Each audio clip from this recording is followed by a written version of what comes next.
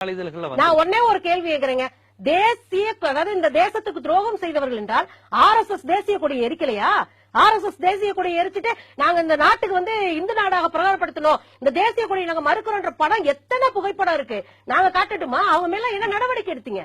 நான் தெளிவா ஒரே ஒரு கேள்வி என்றால், முற்போக்கு இயக்கங்களை உடைக்க வேண்டும், மாணவர்கள் முற்போக சிந்திக்க கூடாது, அவர்களுடைய அறிவை கூர்மையை மழுங்கடிக்க வேண்டும் என்கிற நோக்கத்தோடு இவர்களுக்கு எதிராக பேசப்படுகிற கருத்துக்களை எல்லாம் தேச துரோக வழக்காக பின்னி பிசைஞ்சு கொண்டு வந்து அதை முன்னிறுத்துகிற வேலையை RSS BJP கூட்டணி ரொம்ப நல்லா செஞ்சுட்டு இருக்காங்க என்பதற்கு இது ஒரு உதாரணம்.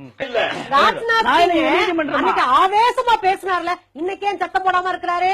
APVP பொண்ணுடைய பேர் உள்ள வரவும் இவங்களுடைய அந்த ஆங்காரம் எல்லாம் குறைஞ்சு சப்ஜான நீங்க நீங்க உட்கார்ந்து ஒரு கேஸ ஃபைல் பண்ணும் போதே அதை எப்படி பணம் உள்ள வந்தது போனது எல்லாமே போலி அக்கௌண்ட், ஃபேக் அக்கௌண்ட், அது உங்க கோசியால உருவாக்கப்பட்ட அக்கௌண்ட் கண்டுபிடிச்சு அதை வெளியிட்டு இருக்காங்க. அதுல இருக்கிற நியாயபாவத்தெல்லாம் நீங்க பேசிட்டு தேச துரோக வழக்கு போட்டிருக்கணும். அந்த மாணவர்களை தேச துரோகிகளை சித்தரிப்பதற்கான ஒரு வேலையை திட்டமிட்டு நீங்கள் செய்து அவர்களை தேச துரோகிகளை காட்டியிருக்கீங்க. இதுக்கான வரலாறு உங்ககிட்ட இருக்கு. காந்தியை சுட்டுக் கொண்ட கோட்சேவுக்கு தெரு தெருவுக்கு நாங்க ஆயிரக்கணக்கான சிலவை போறாங்களே, இது தேச துரோகம் இல்லையா?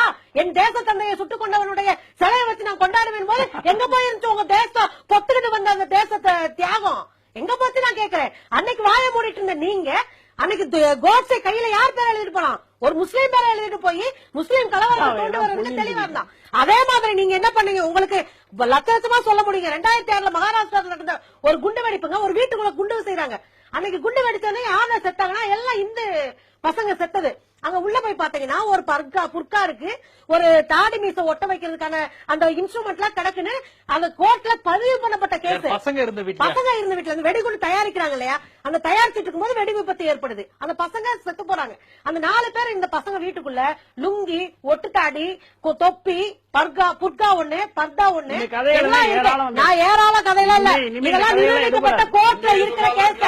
நீங்க சொன்னா நாங்க சொன்னா கதை, நீங்க சொல்றது உண்மை யதார்த்தம். பயன்படுத்தி கொண்டு அந்த செயலை அங்க ஃபுல்லா எல்லாமே இந்த கேஸ் எல்லாம் கண்டுபிடிச்சது யாருன்னு போது கர்கரே போலீஸ்காரரை கொண்டாங்களே, இதே ஹேமந்த் கர்கரே. ஏன் கொண்டீங்க? நீங்க தான் திட்டமிட்டு கொண்டீங்க. ஏன் கொண்டீங்கன்னா இந்த கேஸ கண்டுபிடிச்சது அவர் கண்டுபிடிச்ச இந்த உண்மையை வெளிச்சத்துக்கு 7 இடத்துல நீங்க குண்டு வச்சீங்க இஸ்லாமியர்களுடைய பேர்லன்னு சொன்ன உடனே உங்களுக்கு சதையே நடுங்கி போச்சு. நான் இன்னொரு கேள்வி கேட்கிறேன். இடதுசாரிகளை பார்த்து நீங்க தேச துரோகிகள்ன்றீங்க. யாரு தேச துரோகி? நீங்க சொல்றீங்க நல்ல ஐயா வாஜ்பாய் அவருடைய பிறந்த நாள் நல்லாட்சி தினமா கொண்டாடுறீங்கன்னு. அவர் இந்த நாட்டை காட்டு கொடுத்து 1500 கோடி வீடை எரிக்கை வைக்கலையா? அந்த வரலாறு உங்களுக்கு வேணா தெரியாம இருக்கலாம், மக்களுக்கு தெரியும். பண்றவங்க இஸ்லாமியர்களுக்காக கூட நின்று போராடுறவங்க, இஸ்லாமியர்களுக்காக துணை நிற்கிறவங்க எல்லாம் தேச துரோகிகளாக காட்டுவதன் மூலமாக உங்களுடைய அகண்ட பாரதம் என்கிற அஜெண்டாவை நீங்க எங்க மேல திணிக்கிறீங்கன்னு நான் சொல்றேன்.